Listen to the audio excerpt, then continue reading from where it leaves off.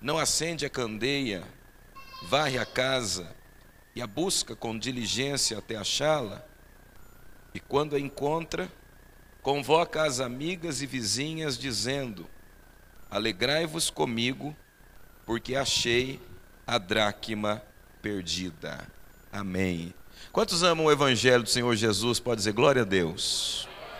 Olhe para quem está do teu lado, dá aquele sorriso para ele de quinta-feira à noite e diga: é bom estar aqui com você. Meus irmãos, esta é uma série de 3 parábolas que Jesus conta aqui neste capítulo 15, que falam de perdas. A primeira parábola é a parábola da ovelha perdida. A segunda parábola é a parábola da dracma perdida. E a terceira parábola deste capítulo 15 é a parábola do filho pródigo. É o filho que se perde.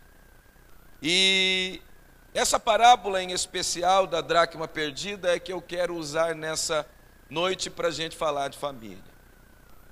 Vale lembrar e vale começar com o entendimento disso, né? Era costume das mulheres casadas, nesse contexto desta história, essas mulheres usarem uma guirlanda na cabeça, e essa guirlanda era um enfeite, e dentre algumas coisas que havia neste enfeite, haviam 10 moedas, ou seja, uma guirlanda que uma mulher casada usava.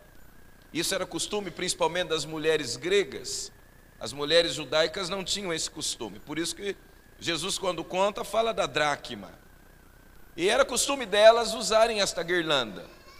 Essa guirlanda colocava na cabeça, eu estou tentando aqui achar uma palavra mais próxima, um arco, né? É um arco que as mulheres usam, um arquinho. Mas esse arco ele era especial porque havia ali um tecido tipo de um véu, havia flores, mas o mais importante nessa guirlanda é que havia 10 moedas. 10 é o número da totalidade, 10 é o número da completuidade. E elas usavam essa guirlanda na cabeça como um símbolo de honra, como um símbolo de respeito, como um símbolo de perpetuação da sua história. Era honroso uma mulher usar isso, principalmente quando ela saía para a rua. Era um sinal de que ela tinha um pertencimento, era o sinal de que ela não era uma qualquer, era o sinal de que ela pertencia a um homem, de que ela tinha um contexto familiar, ela não estava ao léu, ela não estava aí, ela era de alguém, ela tinha um pertencimento. Coisa boa a gente ter isso também, é saber que a gente tem alguém e pertence a alguém. Eu gosto muito de, algumas vezes eu encontro algum crente na rua, e aí aquela coisa que você olha e percebe que ele é crente, aí você pergunta para ele: você é crente?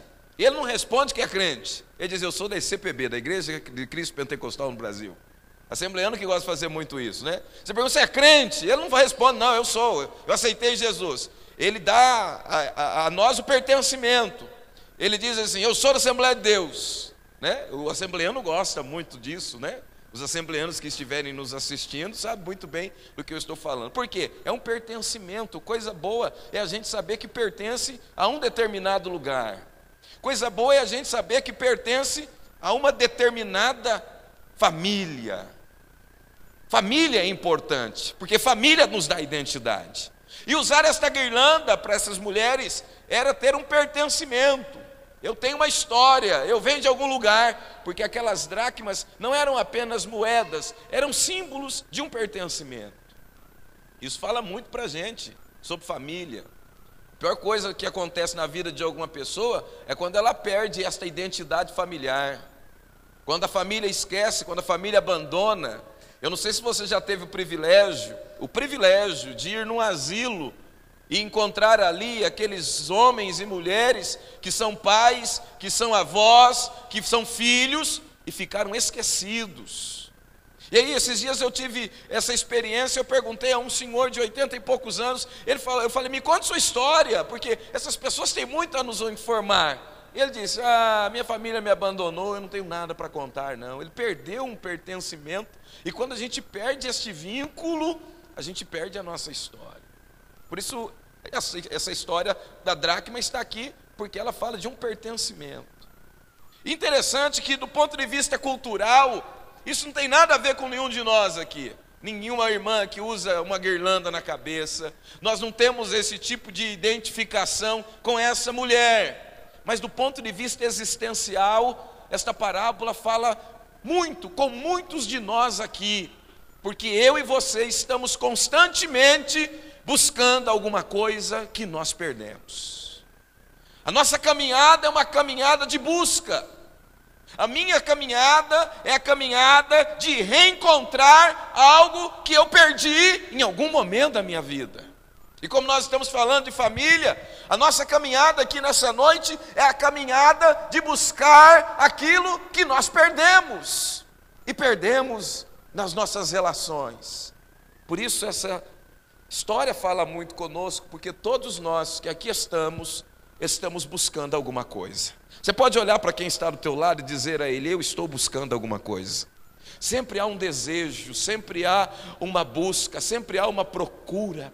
Eu ouço demais isso. E a história desta mulher nos fala, e essa história nos fala de uma mulher que vive a crise da perda. Ela perde algo que lhe dava significado. Ela perde algo que lhe dava pertencimento.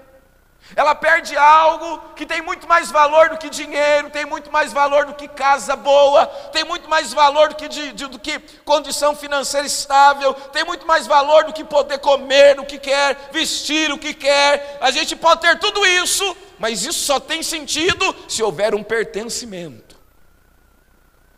E algumas vezes a gente está num ambiente e nós nos perdemos ali. Nos perdemos um dos outros dentro de casa. Maridos perdidos das esposas, esposas perdidas dos maridos, filhos perdidos dos pais, pais que perderam os filhos, ou que estão perdidos deles. Você já parou para pensar que você está aqui nessa noite porque é uma busca. E se a gente busca alguma coisa, é porque nós perdemos aquilo. Eu ouço muitas pessoas dizendo: olha, foi uma bênção, de repente ficou ruim. Meu casamento era bom, de repente minha família estava estruturada, de repente parece que algo se perde. E essa história aqui me ensina algumas coisas interessantes, muito profundas. Essa semana eu estava lendo, eu aprendo assim de cara algumas coisas. Primeira coisa, o valor, repita comigo, o valor está no conjunto. Você vê que coisa interessante aqui? Quantas dracmas são? 10. Se eu perco uma de 10, quantas me sobram? 9. Eu ainda fico com 9. Mas 9 não é o número da completude. 9 é o número que identifica que ainda falta alguma coisa. O valor está no conjunto. Não adianta o relacionamento conjugal estar bom, mas se a relação com os filhos está doente. Não adianta, a coisa não está completa. A família, para ser família, tem que estar inteira. Não adianta uma coisa estar boa, não adianta duas coisas estar boas, não adiantam 3 coisas estarem boas. Para estar bom, para ser completo, tem que estar inteiro. E Deus não vai deixar a tua família fragmentada. Ele vai colocar o elo, a cola que gruda tudo, chamado graça de Deus. E a graça de Deus para a tua casa. Você pode levantar a mão e dizer glória a Deus.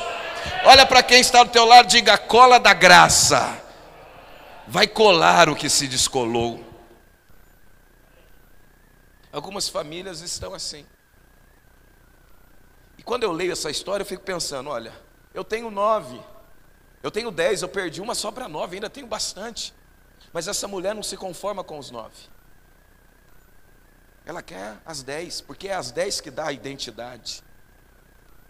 Deus te trouxe aqui nessa noite para dizer para mim e para você que a gente não pode se conformar com nada mais, nada menos do que tudo que Deus quer dar para nós.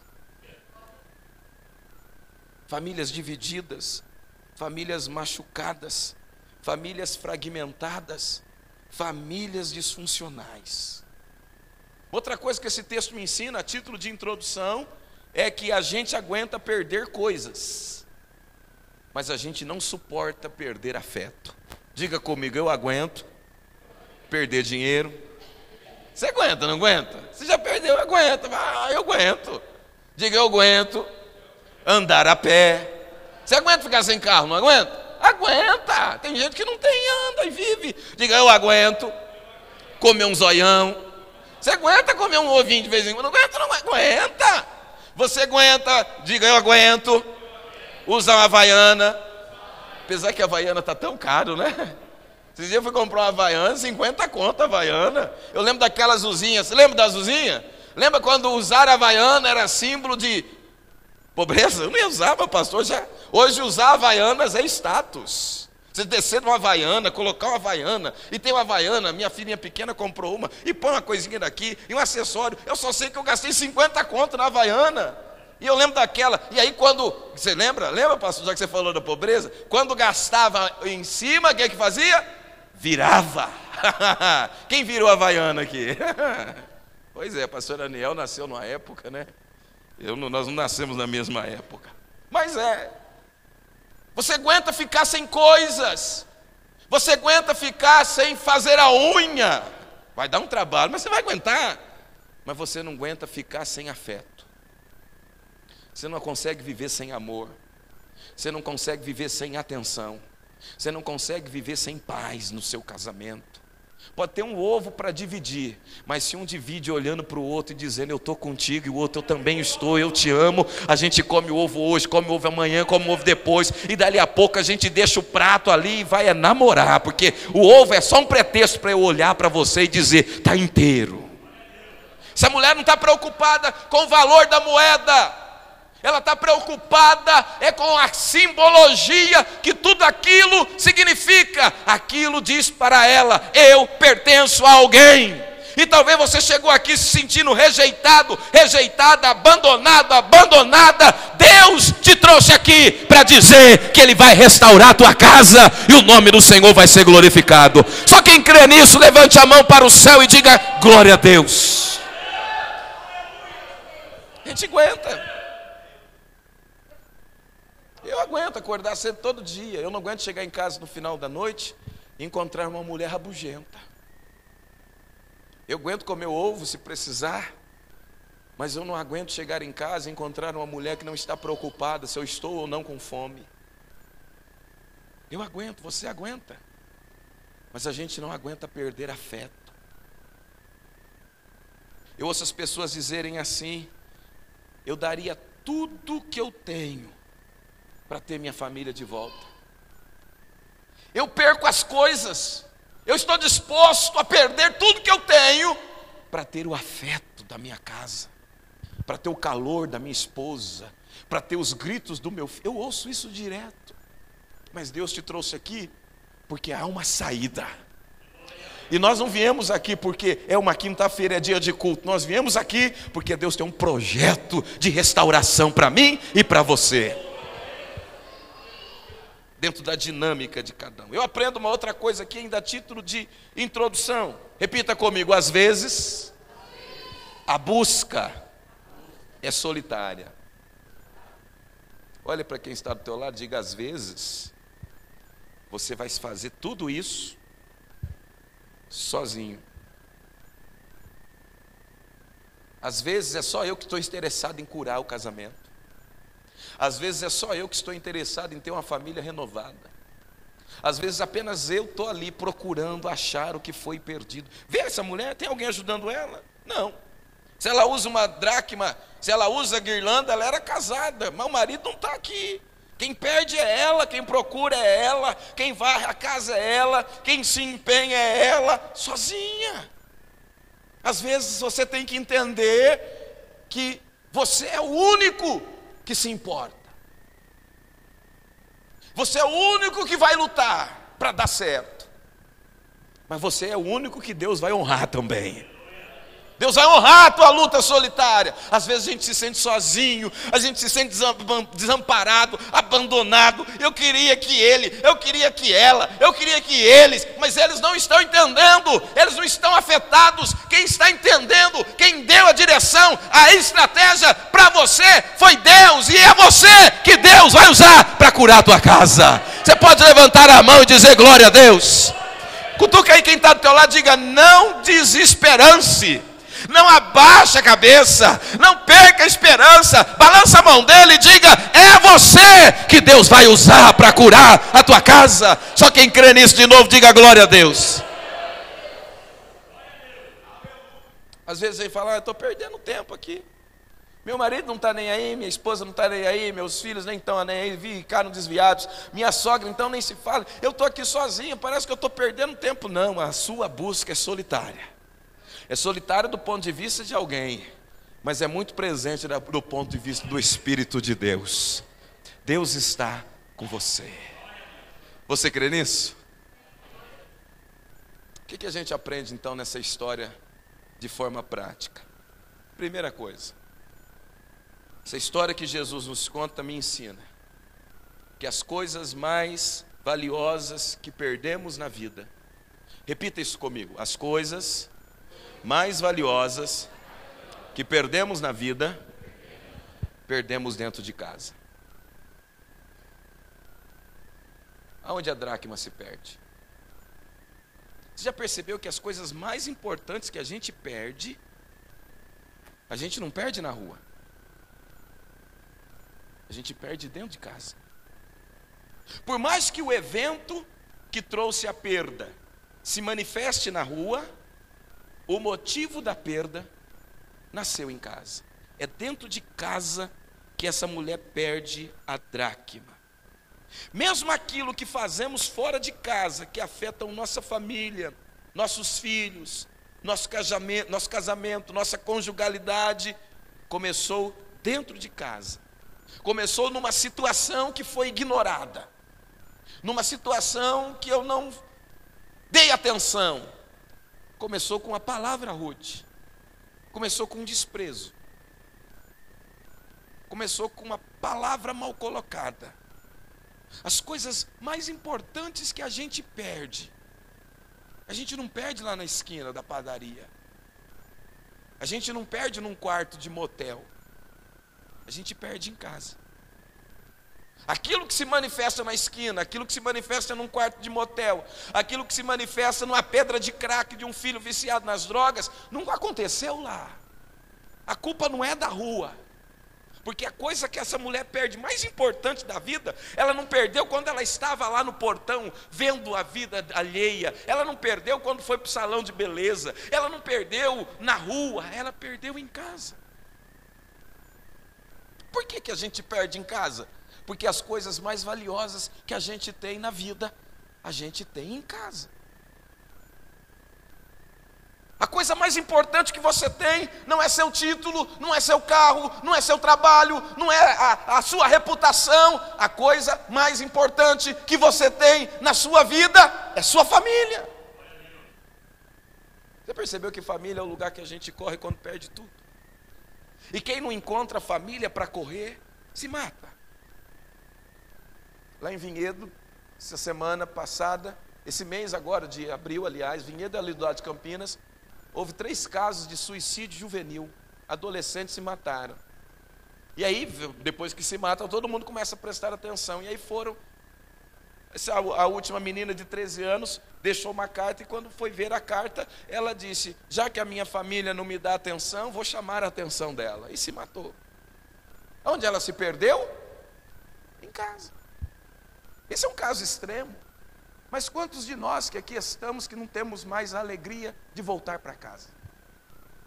Quantos de nós que aqui estamos, que somos crentes fervorosos, amamos a Jesus, damos glória a Deus, cantamos no coral, pregamos, somos fogo puro, expulsamos demônio, mas a gente não consegue lidar, porque a gente perdeu algo e procura, e quem perde algo dentro de casa, não precisa procurar fora dela. Você não precisa de uma outra casa, você precisa procurar na tua casa o que você perdeu dentro dela. Outra coisa que eu aprendo aqui ainda é que a gente perde a alegria, perde o respeito, perde o diálogo, e a gente vai perdendo, e dali a pouco a gente se perde de si. A gente está num lugar, mas não se vê mais ali. Estou num casamento, mas eu não me vejo mais ali. Eu olho para aquele homem que disse ser meu pai, mas eu não consigo mais entender, me perdi. Mas perdi ali. Deus quer nos curar. O pastor Aniel disse algo aqui semana passada que fiquei gravado, eu orei. Nós não vamos perder essa geração. Nem a geração que está vindo, nem essa geração que nos adoeceu. Se nós estivermos doentes, há um Deus aqui que vai nos curar e vai usar a sua vida para levar cura. Você pode levantar a mão e dizer amém? Olhe para quem está do teu lado e diga: a nossa geração não vai se perder. Uma outra coisa que eu aprendi aqui, nesse texto, é que às vezes, repita comigo, você pode fazer isso? Diga: às vezes, as crises dentro de casa é para que a casa seja arrumada. O segredo do sucesso ou do fracasso da estrutura da família é a maneira com que a gente lida com a crise. A crise se instaurou na casa dessa mulher. Ela perde a dracma. A crise instaura. Perdi. E agora? Vou embora. Vou sumir. Vou largar. Eu preciso da dracma para ter significado. Se eu perdi, acabou, vou embora. Não quero mais ficar nisso aqui. Cansei. Não aguento mais essa mulher. Não aguento mais isso. Não aguento. Vou sumir. Mas sabe o que ela faz? Tem crise? Perdi? Não, tá aí, estava precisando disso. Eu vou arrumar a casa. Você vê o que está escrito aqui? Ela acende a candeia, ela varre a casa e ela busca com diligência. Isso aqui, ela faz uma faxina. Essa crise que se instaurou aí é para você fazer uma limpeza. Não é para você fechar a casa e pôr à venda. É para você começar a olhar coisas que você não estava olhando. Existem situações que a gente ainda não conseguiu resolver porque a casa está tão suja. Não sei se você já assistiu um programa que tem num canal de assinatura, no Discovery, chamado Acumuladores. São os obsessivos compulsivos. Eu, como psicanalista, eu gosto dessas coisas. As pessoas vão acumulando coisas durante a vida. Uma caixa de leite vazio, uma embalagem, uma sacola, um vidro de shampoo, tubo de pasta de dente que não tem mais pasta, coisa velha, e aquilo vai enchendo a casa, enchendo. Tem uma hora que a casa está tão bagunçada que a pessoa não consegue conviver lá, e ela tem que pedir ajuda. Aí vem o pessoal para ajudar. E é isso que é fantástico. Olha, eu não consigo conviver com isso, a casa bagunçou demais, desestruturou ao ponto que eu não consigo mais nem me perceber. Aí chega lá o sujeito, a pessoa que vem ajudar. E a hora que a pessoa fala, então vamos tirar isso aqui, vamos arrumar? A pessoa fala, vamos. Aí quando ela começa, não, isso não, deixa aí. Irmãos, é uma luta. No caso dos acumuladores, eles têm um transtorno obsessivo compulsivo. Eles têm que acumular coisa, porque acumular coisa lhe dá significado. Mas aquilo impede eles de verem a casa, de desfrutarem a casa. E algumas vezes a gente vai deixando as coisas para resolver depois. E aquilo que era para resolver hoje, que ficou para resolver depois, acumula com aquilo que vem amanhã. E aquilo se acumula com aquilo que vem depois. E os anos passam, e passaram 20 anos. E eu estou com coisa entalada da garganta desde lá atrás. E eu não consigo mais me perceber. E aí quando explode, rebenta com tudo. Olha o que essa mulher faz. Primeiro, diga comigo, primeiro, ela varre a casa. Diga para quem está do teu lado, varrer a casa é tirar a sujeira. Diga, a sujeira impede de encontrar a moeda. Diga, a moeda é o valor perdido. Diga, para varrer a casa, tem que remexer nos móveis. Mexer nos móveis significa mexer naquilo que não se mexe há muito tempo. Diga para ele, é aquela coisa que está acumulada na alma. Faz sentido isso? Fica aí, deixa aí. Minha mãe, se a minha mãe ver esse vídeo depois. Minha mãe é uma pintora, mas ela é uma pintora muito especial. Ela resolve pintar uma parede, mas se tiver um guarda-roupa ali, ela pinta em volta do guarda-roupa. Cheguei lá esses tempos, falei, mãe, só pintou tudo aqui, aquele baita. Eu falei, que era uma maravilha, você viu, filho? Falei, olha, fiquei orgulhoso dela. Aí passei 15 dias depois, ela mudou o guarda-roupa de lugar. Aí eu cheguei lá, estava aquele marca. Eu falei, o que é isso? Eu falei, não, quando eu pintei, o guarda-roupa estava aí. Tanto tempo eu fiquei com preguiça de tirar. Você entendeu? A gente não mexe, vai ficando, vamos engolindo, vamos acumulando, vai guardando. Aí chega uma hora que você tem que mexer. Aí quando você mexe, fica a marca. Quanta gente que está marcada? Porque na hora que era para pintar, achou, não, deixa assim. Eu tenho medo de mexer, eu tenho medo de falar, eu tenho medo de sentir, e de medo em medo a gente vai fazendo as coisas pelas beiradas. Poeira no sentimento, sujeira. Não mexe não, porque tem muita coisa aí, então é melhor ficar assim. Tire a pedra. Não, Senhor, já está fedendo, está aí 4 dias. Só que quem estava pedindo para tirar a pedra não era o coveiro, era aquele que havia dito ali atrás, eu sou a ressurreição e a vida.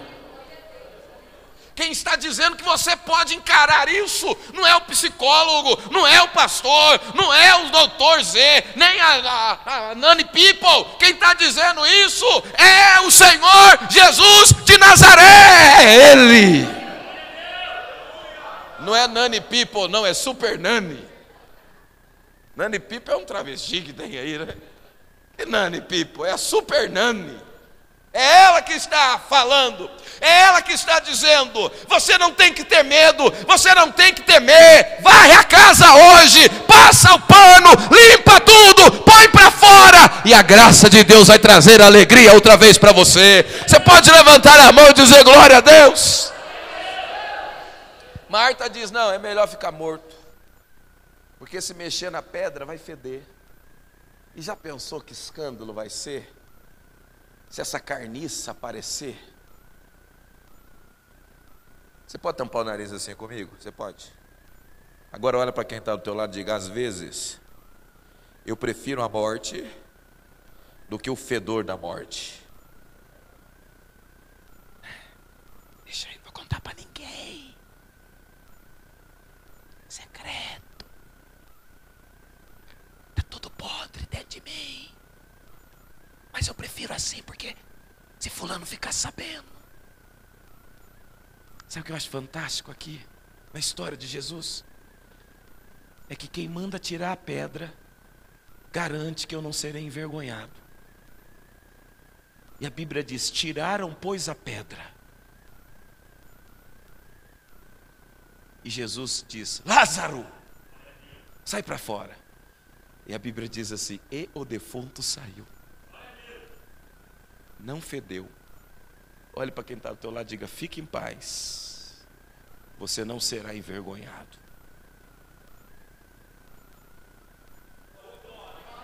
Qual que é o segredo? Eu preciso mexer, eu preciso tratar isso. Se eu não dou conta sozinho, eu procuro ajuda. Mas chega de ficar pondo as coisas embaixo do tapete, embaixo do sofá, embaixo da cama. Chega de acumular. Eu vou varrer a casa. Quantos querem varrer a casa nessa noite? Pode dizer glória a Deus. Olha para o teu irmão e diga assim, às vezes. Diga assim para ele, balança assim e fala, às vezes. O problema não é problema. É faxina de Deus na sua casa. Me lembro faz tempo, eu e Eliane fomos visitar uma irmã. Sabe aquela sexta-feira 13? Sabe aquela sexta-feira 13 da dona de casa? Aquele dia, irmã, que você põe sofá em cima da mesa, mesa nas cadeiras, cadeira, cachorro na gaiola, o gato no aquário. Sabe quando aquela tirou para fazer faxina? Aí eu cheguei lá. Eu, com esse meu jeitão, cheguei, a irmã com aquele cabelo puxado para trás, a camisa do candidato a vereador. Falei, bagunça, hein? Ah, para quê? A mulher pulou na minha frente e falou, olha aqui, pastor, eu lhe respeito muito, mas isso aqui não é bagunça, não. Isso aqui é faxina. Passa daqui 2 horas.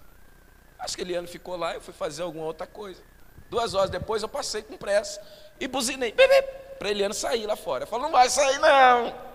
O senhor faz o favor de entrar. E a mulher me fez entrar na casa. Aí a hora que ela abriu a porta, falou, aonde está a bagunça aí? Mostra a bagunça aí. E uma casa estava um brinco, um cheiro, a coisa limpa, sabe aquele perfume, aquele cheiro de limpeza? Ela falou, que bagunça, aquilo não era bagunça, aquilo era faxina.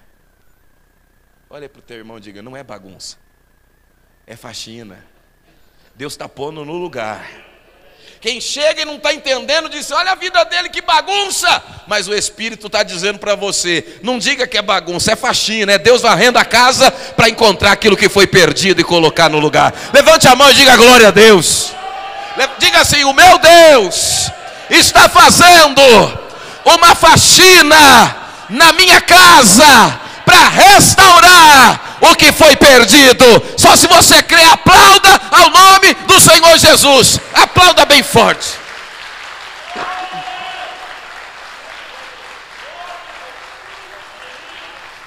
Ela faz uma outra coisa.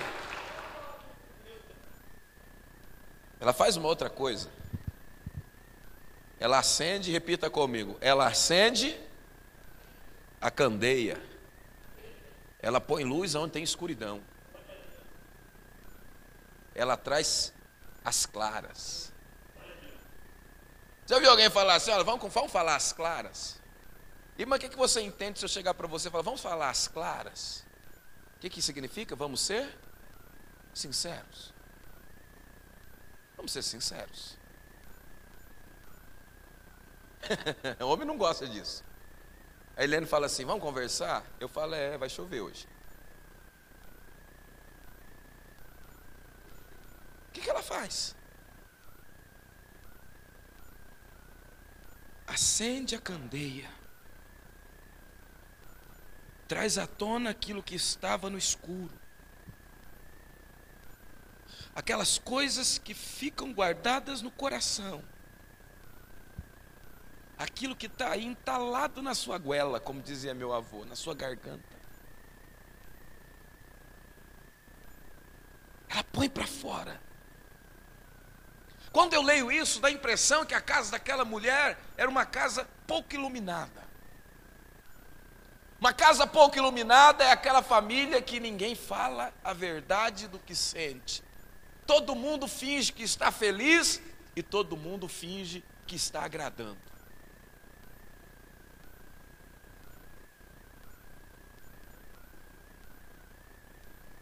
Vem para a igreja domingo, todo mundo sorrindo, mas o pau comeu. É palavrão, não tem mais respeito, é tudo no escuro, é tudo nas trevas. Quem é que gosta de treva? Por que a gente procura lugares escuros para se esconder? A Bíblia diz que a luz tudo manifesta. Quando eu ponho luz, eu trago à tona.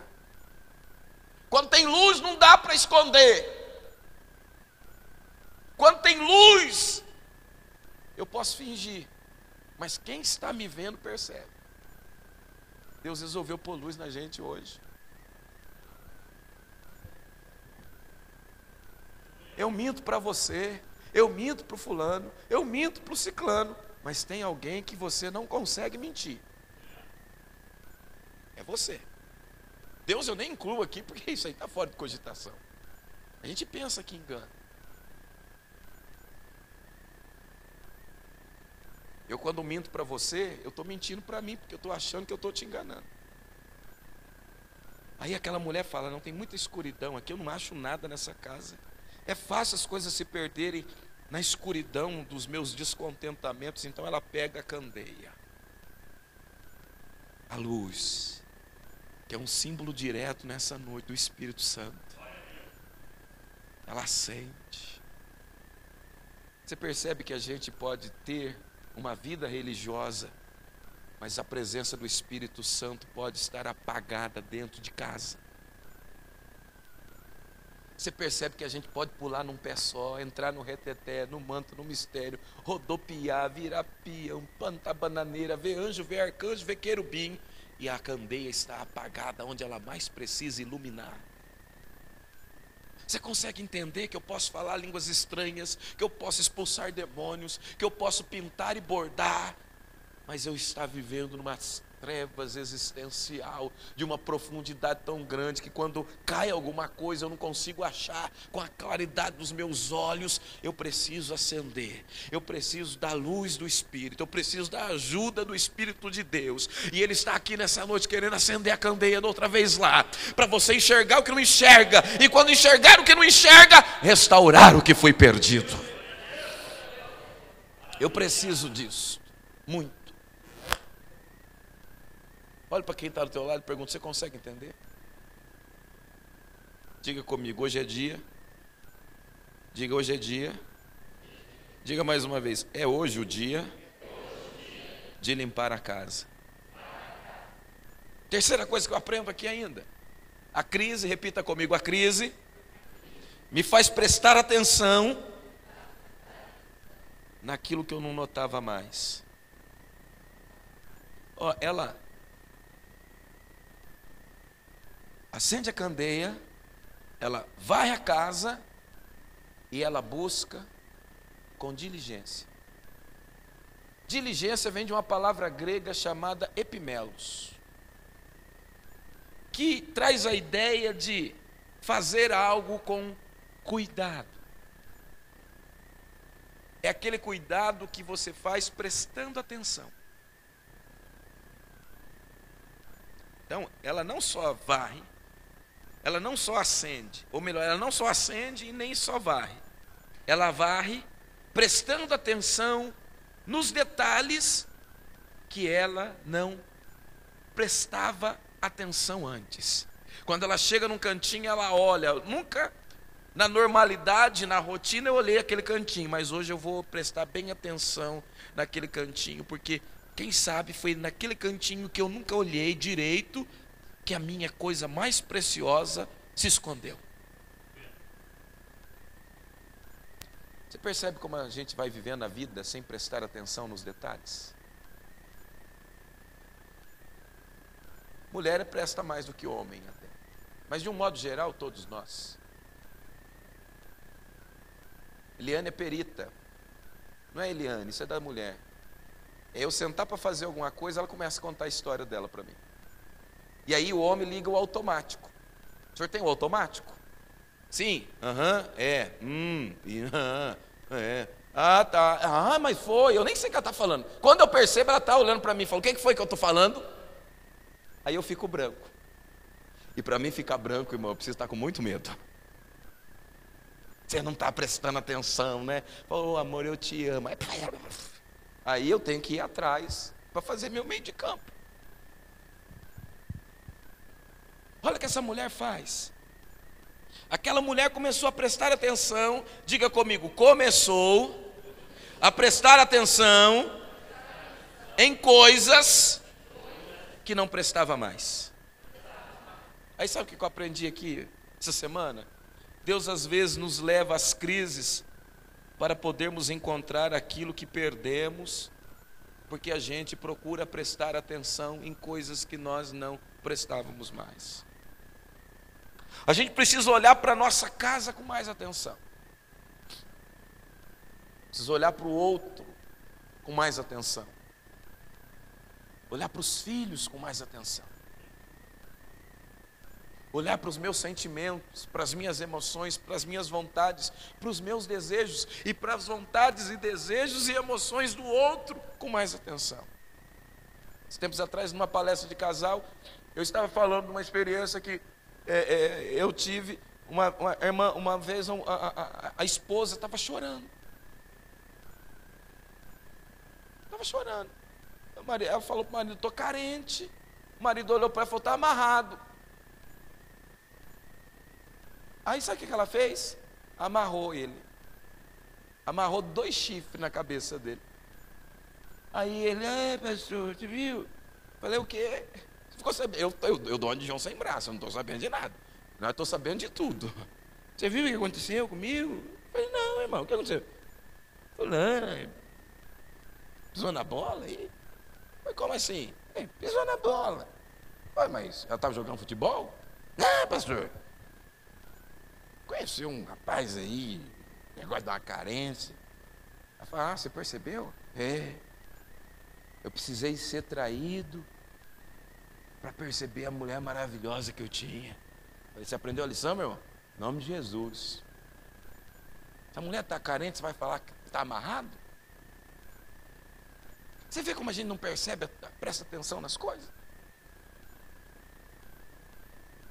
A gente vai desenvolvendo uma insensibilidade com a sensibilidade alheia.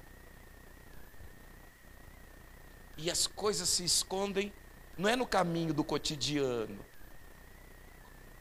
Já caiu alguma coisa que roda, uma moeda, uma aliança, um anel, aquilo cai no corredor, mas aqui parece que é de propósito, ele corre e roda e entala embaixo de uma coisa e se esconde. E a gente fica ali, está acostumado com esse trilho. Eu estou procurando aqui no meio, mas tem coisa que escondeu debaixo do banco. Mas como eu nunca presto atenção embaixo do banco, fala: já se perdeu. Deus hoje vai ampliar a visão. Preciso chegar em casa hoje olhando os detalhes, sentindo, percebendo. Eu convido os irmãos, os homens aqui a se romantizarem. Eu convido aqui as irmãs a se feminilizarem. Eu convido aqui os filhos a se expressarem, a trocar afeto, a sair daquela rotina Facebook, WhatsApp, televisão, novela. Desliga a televisão, troca o sofá pela mesa de jantar, senta todo mundo, olha um para a cara do outro e pergunta: como foi seu dia?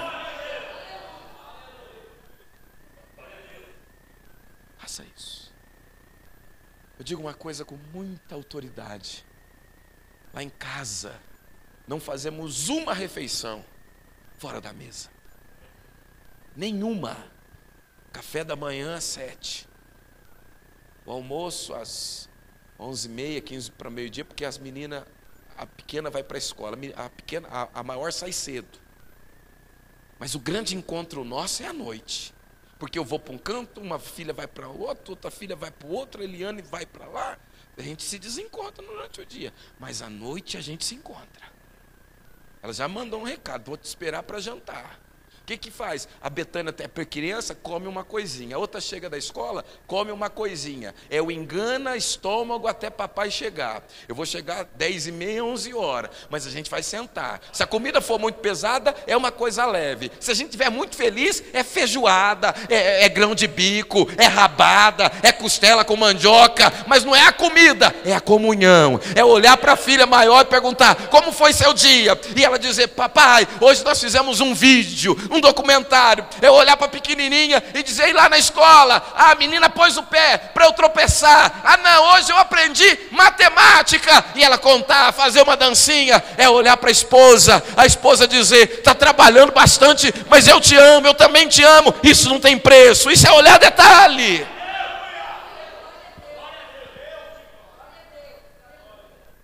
Tem frustrações? Temos.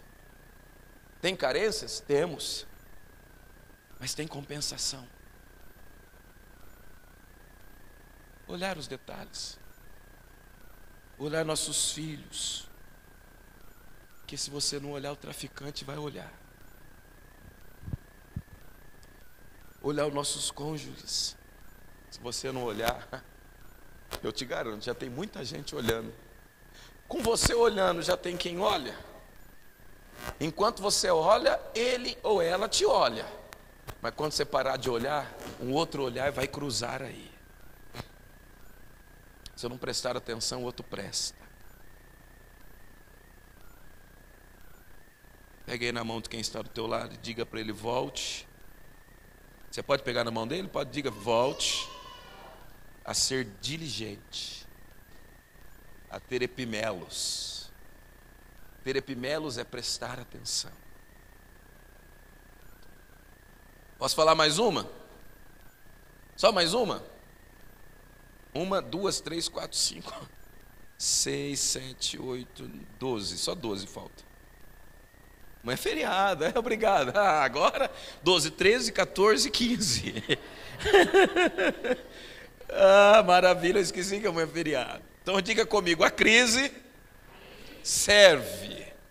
Até agora a gente acha que crise só serve para desgraça, não é? Então diga, a crise serve para fortalecer o meu testemunho e revelar a graça de Cristo para aqueles que estão perto de nós. Sabe a sua sogra que vive te criticando? Essa crise vai revelar a ela a graça de Cristo na sua vida. Sabe aquele povo que vive, aí, tá vendo de novo? Esse povo, Deus vai revelar nessa crise a graça dele na sua vida. Olha o que acontece aqui, no verso de número 9. A mulher está procurando, não está? Ela acendeu a candeia, ela varreu a casa, ela fez, e aí ela encontra. Porque diga comigo, quem procura, acha. Aí ela encontra, aí o verso 9 diz assim: e quando a encontra o que? A dracma. O que ela faz? Convoca as amigas. E não é só as amigas, porque na nossa vida não é só amigo que participa, tem os vizinhos fofoqueiros. Ela chama os vizinhos também. Sabe aquele povo que fica passando, ei, você viu? O Paulo está comendo lá de novo. Mas eles não são crentes. Então, menina, eu não sei o que será que é. Não sei. As vizinhas fofoqueiras. E algumas vezes a vizinha fofoqueira não é aquela que mora na rua, é aquela que senta do teu lado aqui na igreja. Graças a Deus aqui em Mogi Guaçu não tem. Fala uma coisa dessa, eu nunca mais venho aqui. Mas lá em Campinas, irmã, dá medo. O que ela chama? Ela chama as vizinhas aquelas que compartilham da minha dor, e as vizinhas aquelas que fofocam da minha dor. Ela chama esses dois grupos de pessoas. E o que ela faz com elas? Celebra, faz festa, manifesta a graça, diz: venham, se alegrem comigo, porque eu consegui restaurar aquilo que havia sido perdido. O que isso quer dizer? Isso quer dizer que se eu e você entender o que Deus quer fazer, a nossa vitória será tão grande que nós vamos celebrar tanto com quem celebra quanto com quem critica, e ambos vão receber a graça da alegria de Deus que está na minha e na nossa vida. Você pode levantar a mão e dizer glória a Deus? Diga comigo, a minha vitória sobre a crise faz com quem estiver ao meu lado receba a alegria da graça de Jesus. Levanta as duas mãos e diga: minha vitória vai alcançar aqueles que estão ao meu lado. Só quem crê nisso aplauda o nome do Senhor Jesus. Aleluia. Aleluia. Você pode dizer aleluia? Você pode dizer glória a Deus? Deus vai devolver alegria para a sua casa outra vez. Como Deus está falando comigo e com você aqui nessa noite. Quantos estão ouvindo a voz do Senhor aqui? Bom, como amanhã é feriado, então, quais são as lições práticas disso para nós? Primeira lição, diga comigo, primeira lição. Cuide daquilo que realmente tem valor para você. Diga isso para quem está do teu lado. Primeira lição nessa noite.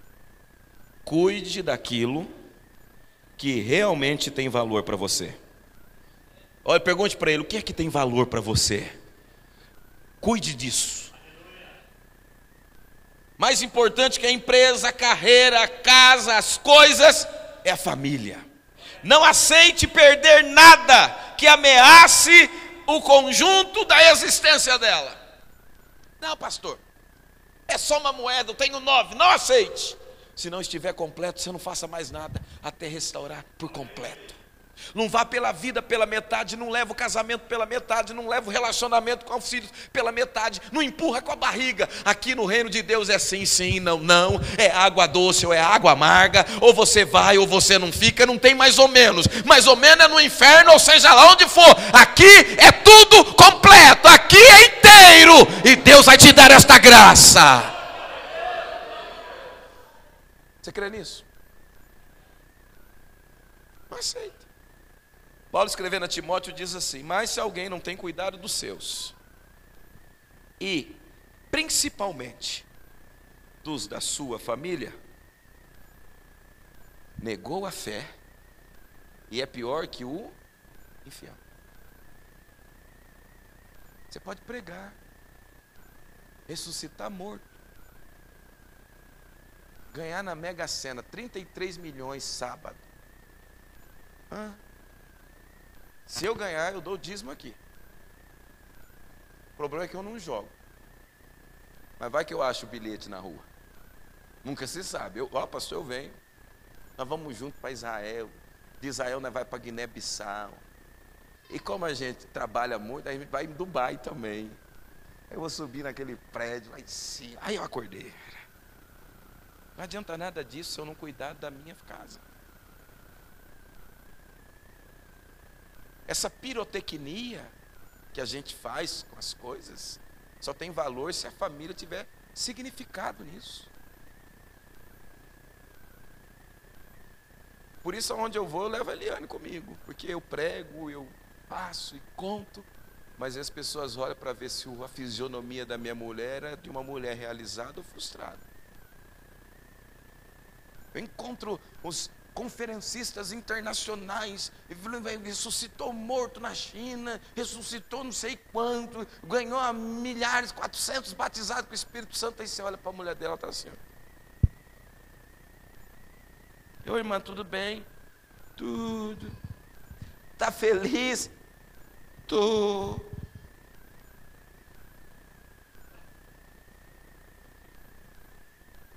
Casada com um homem de Deus. A gente não precisa se casar com um homem de Deus, né, com uma mulher de Deus. A gente precisa casar com quem ame a gente, com quem cuide da gente. Eu conheço muito homem de Deus, muita mulher de Deus, que ficou tanto com Deus que esqueceu a família. Negou a fé. E é pior que o infiel. É uma contradição isso, né? Ele é um homem de Deus, mas não cuida da mulher. É um homem de Deus, mas não cuida dos filhos. É um homem de Deus, mas é só ele Deus. O resto... Faz o que eu falo. Olhe de novo para quem está do teu lado e diga: a coisa mais importante é aquilo que realmente tem valor para você. Então cuide disso. Terceira coisa. Voltando um pouquinho, eu lembrei de uma coisa aqui que é relevante. Eu escuto as pessoas dizerem assim. Isso eu escuto no meu consultório, isso eu escuto no meu púlpito, isso eu escuto por lugares onde eu vou. As pessoas vêm reclamar, falam: eu não entendo porque ela reclama. Eu não entendo porque ele reclama. Eu dou tudo. Eu dou de tudo para esse moleque. Eu dou de tudo para essa mulher. Eu dou de tudo. Eu faço de tudo para eles e eles não sei. Às vezes as pessoas não querem tudo que a gente tem. Às vezes as pessoas não querem tudo que a gente faz. Elas não querem ter tudo que a gente consegue produzir. Às vezes elas só querem a gente. Às vezes esse garoto, ele não quer um brinquedo, ele só quer um colo. Ele só quer pular no pescoço e olhar para ele e falar: ei, filhão, São Paulino. Vai corintiano então, vai. Palmeirense. Santista.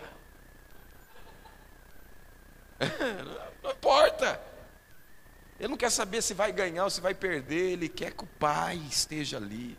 Eu me lembro, pastor Aniel, que lembra dessas coisas antigas. Ele vai lembrar. Eu era menino, mas ele já era maiorzinho um pouquinho. O senhor lembra da propaganda da Gelol? Quem lembra da Gelol? Tinha um menino que andava correndo de bicicleta. Aí ele caía e batia a perna. Aí o pai vinha e passava, lembra? Pomada. Aí vinha o slogan: não basta ser pai, tem que participar. Não basta ser remédio, tem que ser gelol. Quem lembra disso? Eu só lembro porque me contaram. Mas o pastor Aniel era nascido. Sensacional isso. Ele está dizendo, olha, não basta ser pai. Eu tenho que ir nos detalhes, eu tenho que estar ali, eu tenho que participar. Segunda lição, diga, segunda lição. Diga aí para alguém: não acumule emoções negativas. Dá aquele sorriso de novo, diga: mantenha a casa limpa e a luz acesa. Por que que a mulher perdeu? Porque a casa estava suja e escura. A antítese disso é a casa estar iluminada e limpa. E isso tem a ver com os conteúdos. E conteúdo tem a ver com emoção. Então, se eu tenho que falar, eu falo. Eu não vou ficar sentindo e dizendo está tudo bem quando está tudo errado. Eu preciso limpar a casa. E o desinfetante, o alvejante, a água sanitária nessa noite é o sangue de Jesus. Ele vai purificar teu coração. Tem sangue de Jesus aqui, não tem? Olha que a Bíblia diz assim: as coisas precisam ser resolvidas quando as demandas surgem. Porque olha que a Bíblia diz assim, Paulo escrevendo aos Efésios diz: irai-vos e não... Como que eu iro e não peco? Aí ele diz no verso seguinte: não se ponha o sol sobre a vossa... O que isso significa? Não deixa a coisa de hoje para amanhã. Não deixa o sol se pôr com você com esse negócio mal resolvido aí. Porque a consequência do sol se pôr na sua ira, ou seja, você deixar isso para amanhã, é que amanhã você vai dar lugar para o diabo. Porque ele vem em seguida e diz: não deis lugar ao diabo. E dar lugar ao diabo, algumas vezes, é dar o lugar para o diabo que eu sou. Por coisa ruim que está em mim.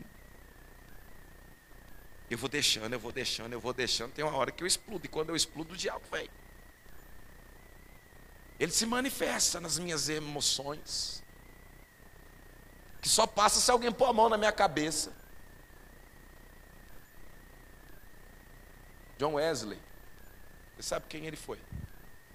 Já leu a biografia dele? Alguém já leu? John Wesley fala assim: olha o que esse homem fez, irmão.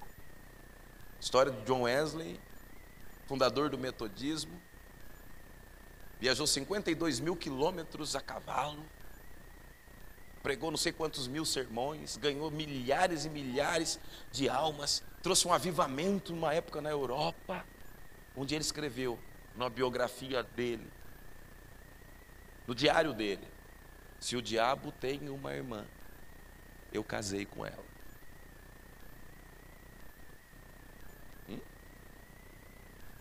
John Wesley. Se o diabo tem uma irmã, eu casei. Eu fico imaginando essa mulher que ele tinha. Eu não sei se ele falou isso para ela, mas que ele escreveu no diário, ele escreveu. Você percebeu como a gente não trata, a gente acumula, não deixa para amanhã. Quem processa, repita comigo, quem processa as coisas que deixamos para amanhã, balança a cabeça e diz: é ele, o diabo. Quem que gosta do amanhã? Moisés chega para Faraó e fala: deixa o meu povo ir. E Faraó fala o quê? Amanhã. Moisés chega amanhã e diz: deixa o meu povo ir. O Senhor está dizendo: deixa eles ir me adorar. Faraó diz: quem gosta do amanhã? Aí tem uma hora que Deus fala: chega, você não vai resolver? Então a praga vem. Aí vem as pragas no Egito. Para nós vem os desesperos, os medos, as ansiedades, as tentações, as perturbações de ordem espiritual, o desassossego, o desprazer de voltar para casa no fim do dia, a falta de desejo, uma sexualidade adoecida. É um monte. Essas são as nossas, abre aspas, pragas. Não vem rã, não vem gafanhoto, a água não vira sangue, mas dentro de nós há uma infinidade de pragas emocionais, espirituais, que nos destroem ao ponto de, no fim, vem a pior de todas, nos matam emocionalmente. Porque a gente vai deixando coisas para amanhã. Terceira lição. Diga, terceira. Olhe para quem está do teu lado e diga: celebre a alegria a partir daquilo que você já possui. Aqui essa mulher me ensinou uma coisa, ou melhor, essa mulher me ensina aqui que na vida, de um modo geral, a gente só faz festa depois que perde e acha, não é?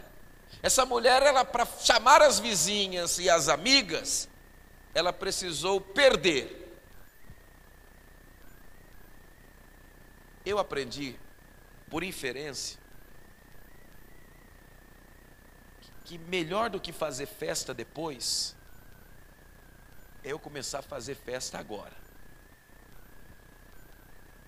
Essa mulher só celebra depois de passar por uma coisa muito ruim. Ela só se abre a porta da sua casa para uma celebração comunitária, quando ela quase não podia mais ser a casa, porque ela perdeu o que tinha valor. Sabe qual que é a lição que esse texto me traz? E o conselho que eu dou a você nessa noite? Faça a festa agora. Não espera perder para fazer, para achar e depois fazer o culto de ação de graça, porque Deus me deu vitória. Começa a agradecer a Deus agora, para você não perder. E o culto seu será sempre um culto da gratidão. Comece a agradecer o que você tem agora. Comece a celebrar as coisas pequenas. O profeta Zacarias diz: não despreze o dia das pequenas coisas. Eu ainda não moro aonde eu quero morar, eu ainda não tenho a casa que eu quero ter, eu ainda não ganho o que eu queria ganhar, mas eu já tenho uma mulher, eu já tenho meu filho, tem saúde, tem condição, nós comemos arroz, só comemos feijão. Se não tem feijão, a gente come uma coisa só, mas eu quero te agradecer, ó Deus, pela minha casa. E quando a gente faz isso, a gente fortalece o nosso coração. A crise vem, pode vir, mas quando ela vir, a casa vai estar acesa, vai estar varrida. Se cair, eu vou achar na hora, e o nome do Senhor vai ser glorificado na minha vida. A gente só dá valor quando perde. Paulo escreve aos Filipenses: regozijai-vos sempre no Senhor. Outra vez digo, regozijai-vos. Gozo é a alegria da alma. Gozo é aquilo que não precisa da felicidade das coisas. Gozo é o que vem de dentro. Gozo é aquilo que é produzido em mim e que não depende das coisas fora de mim.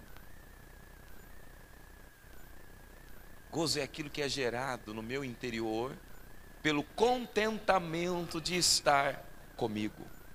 E nesse caso nós, pela presença de Deus em nós. As pessoas mais felizes que eu conheço são as que possuem menos coisas que podem ter. As pessoas mais infelizes que eu conheço são as pessoas que têm de tudo que podem ter, mas não tem aquilo que de fato possibilita curtir tudo que tem, que é gozo.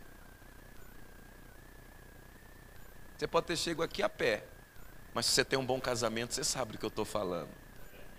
Você pode estar aqui com a corda no pescoço, sem dinheiro, nome no Serasa, mas você tem uma esposa que de noite te abraça: vem cá, meu nego, vou te dar um cheiro, vem cá. E você é cheirado, bem cheirado, você amanhece o dia disposto: eu vou lutar e vencer. Agora você pode estar nadando na grana, você pode ter casão, carrão, Mas se o pau come, aquilo tudo não tem significado. Você tem um vazio gigantesco dentro do coração. E principalmente se você ainda finge que é feliz aqui para todo mundo ver, ainda por tudo você tem uma neurose religiosa. E aí o pastor Aniel tem que orar muito por você. Por quê? Porque a gente tem que celebrar a alegria a partir daquilo que a gente já tem. A alegria vem do contentamento com aquilo que eu tenho. Aquilo que eu ainda não perdi. Eu ainda tenho minha esposa. Eu ainda tenho as minhas filhas. Eu ainda tenho meus filhos. Por que eu vou deixar para fazer festa? Se eu perder e conseguir recuperar, eu vou fazer festa agora. Cutuca teu irmão, diga, eu não sei a sua história. Diga ele, cutuca ele aí, diga, está acabando já. Diga, eu não sei sua história, mas eu faço festa agora, começa hoje. Aproveita que amanhã é feriado. Começa hoje. Tem gente que tem uma família linda, um bom casamento, filho realizado, mas continua procurando o que não perdeu.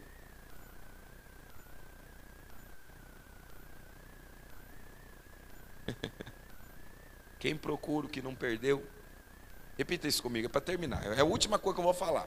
Diga assim, quem procura o que não perdeu, acha o que o diabo coloca na estrada. Vamos ficar de pé?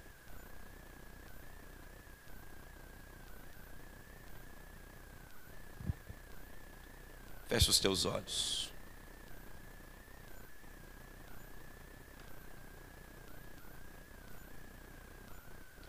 O que você precisa achar aqui hoje?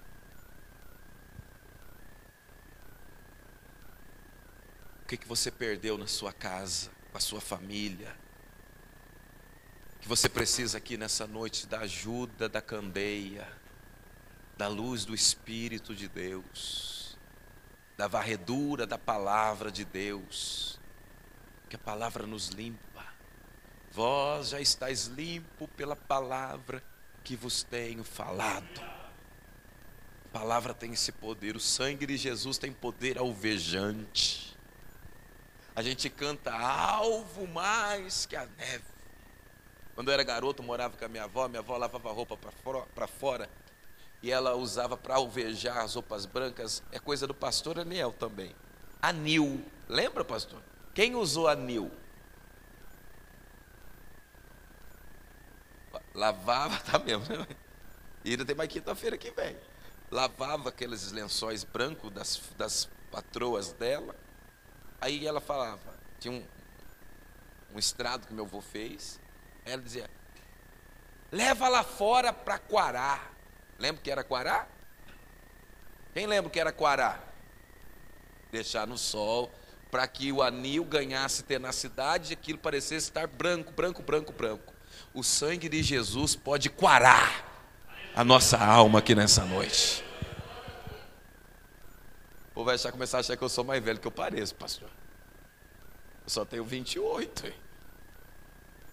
A gente precisa expor, colocar, mostrar e deixar que a graça venha. A graça está sobre nós aqui nessa noite. A unção de Deus sobre a minha casa, sobre a minha família. Minha família está lá em Campinas, mas a graça de Deus que está em mim está lá. Seu filho pode estar lá na balada, mas a graça de Deus que está sobre a tua vida aqui vai alcançar ele lá. Teu marido, amanhã é feriado, pastor, ele vai beber, mas a graça de Deus vai pegar ele. Mas ele vai beber, mas a graça de Deus vai pegar ele. E esse ano ainda, ele vai estar aqui, nesse púlpito, testemunhando que a graça de Deus o pegou. Então levante aí a sua mão para o céu. O que você precisa achar? E algumas vezes você tem que achar em você primeiro. Você tem que olhar em você. É fácil dizer que a culpa é do marido, é fácil dizer que a culpa é do filho, é fácil dizer que a culpa é da sogra, é fácil dizer que a culpa é da mulher, é fácil dizer que a culpa é não sei do que, a culpa é não sei de quem. Pode até ser, mas hoje quem está aqui é você. E Deus está falando é com você. E o grande de Deus é que a gente chega cheio de culpa dos outros, cheio de culpa da gente, e Ele pega as nossas dores e leva sobre si. Você vai sair daqui feliz da vida. Você vai sair daqui tão feliz que vai querer me convidar para jantar, mas eu não vou poder porque eu tenho que ir embora. Mas guarda aí que na próxima você vai celebrar. Amanhã, irmã, feriado.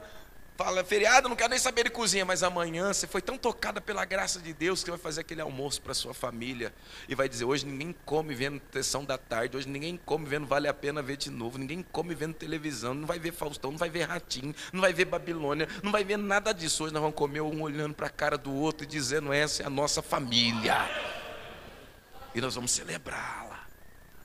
Comece a achar de novo que foi perdido. Coloque a dracma de novo. Aí você convida vizinhos, você convida os parentes, você convida as amigas, você convida todo mundo e diz: vem celebrar comigo. Ela está convidando para ir para a casa dela, porque na minha casa que estava escura e apagada, agora a minha casa é lugar de festa. A tua família vai ser lugar de festa. Eu não perco a esperança na tua casa. Eu não perco a esperança do teu casamento. Eu não perco a esperança para a celebração. Deus vai agir e a ação dele vai pôr as coisas no lugar. Levante a mão. Pai, eu celebro ao Senhor. Eu te dou graças nessa noite pela tua presença.